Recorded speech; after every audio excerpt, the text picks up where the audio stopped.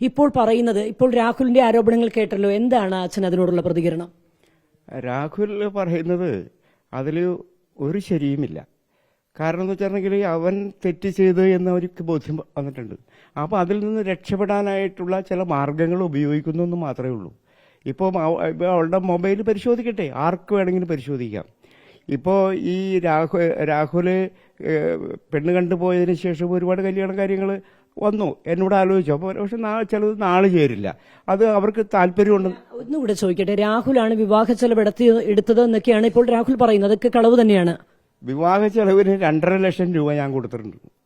അതിന് തെളിവുണ്ട്. അതായത് ഇവന്റ് മാനേജ്മെന്റാണ് അത് ഏറ്റെടുത്ത് നടത്തിയത്. അപ്പം രാഹുലിന്റെ സാന്നിധ്യത്തിൽ എൻ്റെ ഭാര്യയാണ് അവരുടെ കയ്യിലേക്ക് കൊടുത്തത് 2.5 ലക്ഷം രൂപ ക്യാഷായിട്ട്. ഈ 2.5 ലക്ഷം രൂപയാണോ അന്ന് ചെലവായത്?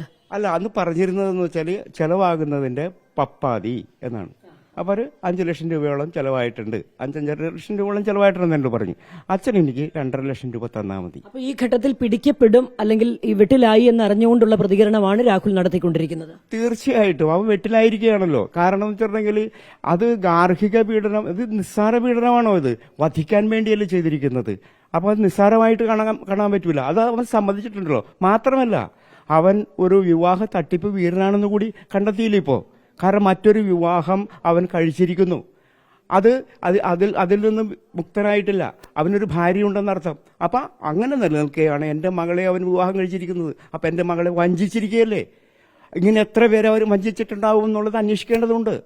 മാത്രമല്ല ഇത്തരം ഒരു കേസ് ഈ ഒരു ഘട്ടത്തിൽ എത്തുമ്പോൾ പെൺകുട്ടിക്കെതിരെ ആരോപണം ഉന്നയിച്ചിരിക്കുന്ന പെൺകുട്ടിക്ക് വിവാഹേതര ബന്ധമുണ്ട് എന്ന് ആരോപിക്കുന്നത് തീർച്ചയായും ഈ ഘട്ടത്തിൽ പെൺകുട്ടിയെ പ്രതിസന്ധിയിലാക്കാൻ തന്നെയാണെന്ന് കരുതുന്നു.